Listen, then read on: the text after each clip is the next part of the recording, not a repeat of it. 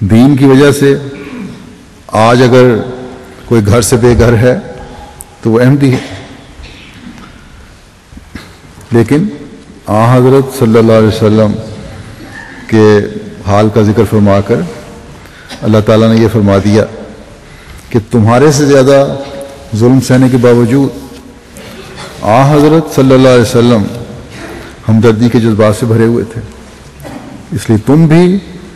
کبھی اپنے اندر مخالفین کے لیے نفرتوں کا الاؤ نہ جلانا، کیونکہ تم ایمان لانے کی وجہ سے ان لوگوں میں شامل ہو گئے ہو زمانے کے امام پر ایمان لانے کی وجہ سے جن کے لیے آپ صلی اللہ علیہ وسلم نے دعائیں کی تھیں، اور تا قیامت حقیقی مومنوں کو یہ دعائیں پہنچتی رہیں گی۔ آپ صلی اللہ علیہ وسلم صرف اپنے زمانے کے مومنوں کے لیے رؤوف الرحیم نہیں تھے، بلکہ آپ کی اندھیری راتوں کی دعائیں تا قیامت حقیقی مومنوں کو پہنچنے والی تھیں، اور ان دعاؤں سے حصہ لینے کے لیے اپنی اپنی استعدادوں کے مطابق ہمیں بھی آپس میں مہربانی کے سلوک کو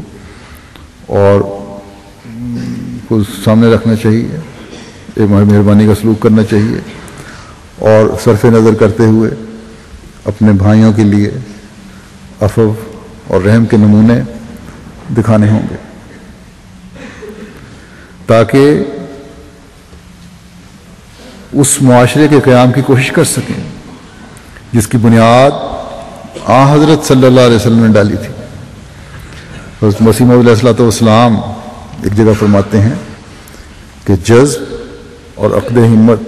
ایک انسان کو اس وقت دیا جاتا ہے جب وہ خدا تعالیٰ کی چادر کے نیچے آ جاتا ہے اور ذل اللہ بنتا ہے، پھر وہ مخلوق کی ہمدردی اور بہتری کے لیے اپنے اندر ایک اضطراب پاتا ہے۔ ہمارے نبی کریم صلی اللہ علیہ وسلم اس مرتبے میں کل انبیاء سے بڑھے ہوئے تھے، اس لیے آپ مخلوق کی تکلیف دیکھ نہیں سکتے تھے، چنانچہ اللہ تعالیٰ فرماتا ہے کہ عزیز علیہ ما عنتم،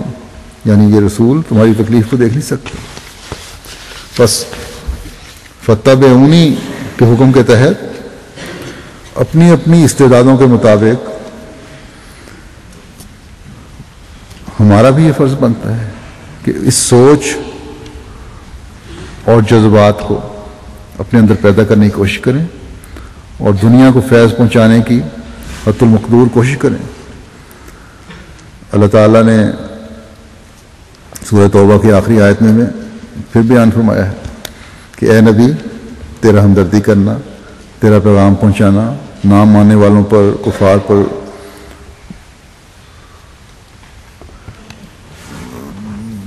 اگر کوئی اثر نہیں ڈالتا، اور اپنی زیادتیوں اور ظلموں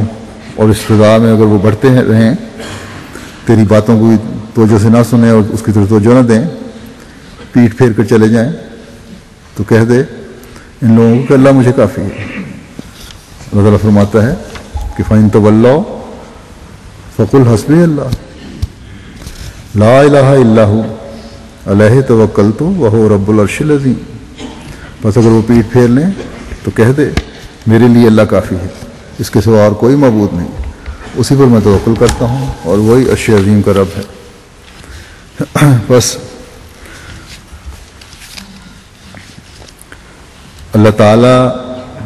کے حضرت صلی اللہ علیہ وسلم کو اس انکار کا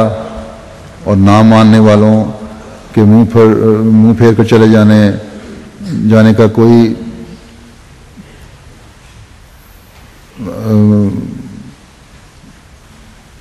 حضرت صلی اللہ علیہ وسلم کو اس انکار کا اور منہ پھیر کر چلے جانے والوں کا کوئی نقصان نہیں ہے۔ اللہ تعالیٰ نے واضح فرما دیا، کیونکہ وہ تو اللہ تعالیٰ کی طرف سے بھیجے گئے تھے، اور مذاہب کی تاریخ یہی بتاتی ہے کہ نام ماننے والے، منہ پھیر کر چلے جانے والے ہی آفات اور تباہی کا منہ دیکھتے ہیں۔ انبیاء کو تو اسے کوئی فرق نہیں پڑتا، ان کے لیے تو اللہ کافی ہوتا ہے. وہ تو خدائے واحد کے نمائندے ہوتے ہیں، اور اسی طرح حضرت محمد مصطفیٰ صلی اللہ علیہ وسلم اللہ تعالیٰ کے نمائندے ہیں، اور آپ خاتم الانبیاء ہیں جن پر شریعت کامل ہوئی.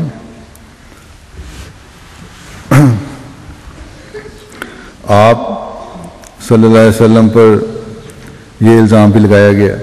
کہ نعوذ باللہ آپ اپنی حکومت قائم کرنا چاہتے ہیں، تو اس کے لیے اللہ تعالیٰ نے قرآن کریم میں آپ کا جواب ریکارڈ کر دیا کہ مجھے تو کوئی ضرورت نہیں، وہ رب العرش العظیم، وہ عرش عظیم کا رب ہے، اور میں اپنے تخت کے لیے نہیں بلکہ اس عرش عظیم کے رب کے تخت کے قائم کرنے کے لیے کوشش کر رہا ہوں. میں اپنی کسی طاقت کے اظہار کے لیے تمہیں اپنی طرف نہیں بلا رہا، بلکہ اس خدا کی طرف بلا رہا ہوں جو عرش عظیم کا رب ہے. میں تو اس رب العالمین کا عاشق ہوں، مجھے دنیا کی عارضی بادشاہتوں سے کیا غرض ہے، نہ عرب میں نہ کہیں اور مجھے کسی جگہ بھی دنیاوی حکومت کی ضرورت نہیں ہے، بلکہ میں تو خدا تعالیٰ کی حکومت قائم کرنے کے لیے بھیجا گیا ہوں، اور وہی قائم کروں گا، کیونکہ وہ حکومت جب دنیا میں قائم ہوگی تو میری حکومت خود بخود قائم ہو جائے گی، لیکن دنیاوی تختوں پر نہیں بلکہ مومنین کے دلوں پر قائم ہوگی. اور دنیا نے دیکھا کہ کس طرح آپ کی حکومت دلوں پر قائم ہوئی، اور آج اس زمانے میں مسیح محمدی کے ذریعے دنیا میں حضرت صلی اللہ علیہ وسلم کے پیغام کو پہنچانے کے لیے اللہ تعالیٰ اپنا وعدہ کس طرح پورا فرما رہا ہے. اور آج مسیح محمدی کے ماننے والے حضرت صلی اللہ علیہ وسلم کے پیغام کو دنیا کے کونے کونے میں پہنچانے کی کوشش کر رہے ہیں. اور جس طرح ہمارے آقا نے فرمایا تھا کہ حسبی اللہ، کہ میرے لیے اللہ کافی ہے، یہی نظارے اپنے آقا و مطاع صلی اللہ علیہ وسلم کی برکت سے ہم دیکھ رہے ہیں. اور تمام تر مخالفتوں کے باوجود حسبِ اللہ کی ایک نئی شان ہم ہر روز دیکھتے ہیں. اور یہ سب اس لیے ہے کہ ہم اپنے آقا صلی اللہ علیہ وسلم کی تعلیم کو ہی آگے پھیلانے والے ہیں، اسی شریعت کو آگے پھیلانے والے ہیں جو آپ صلی اللہ علیہ وسلم لائے تھے،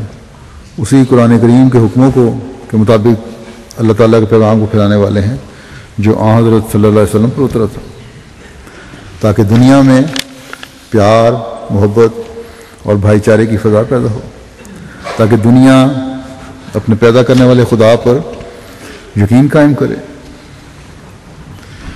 تاکہ دنیا میں حقوق العباد کی ادائیگی کی طرف توجہ پیدا ہو اور سلامتی کی فضا ہر طرف قائم ہو. اور اس مقصد کے لیے حضرت مسیح موعود علیہ الصلوۃ والسلام اس زمانے میں تشریف لائے تھے. آپ ایک جگہ فرماتے ہیں کہ وہ کام جن کے لیے خدا نے مجھے مامور فرمایا ہے وہ یہ ہے کہ خدا میں اور اس کی مخلوق کے رشتے میں جو کدورت واقع ہو گئی ہے اس کو دور کر کے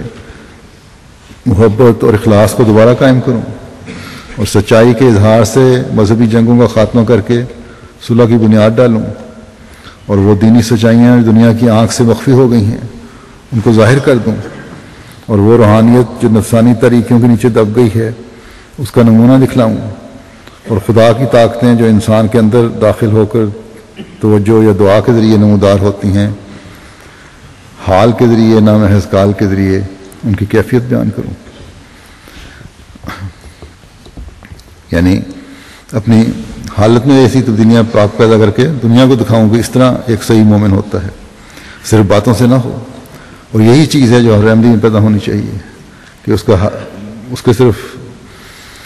باتیں نہ ہوں، تبلیغ کے ساتھ اس کی اپنی حالت بھی ایسی ہو کہ جو نظر آئے کہ حقیقی مومن بننے کی کوشش کی جا رہی ہے.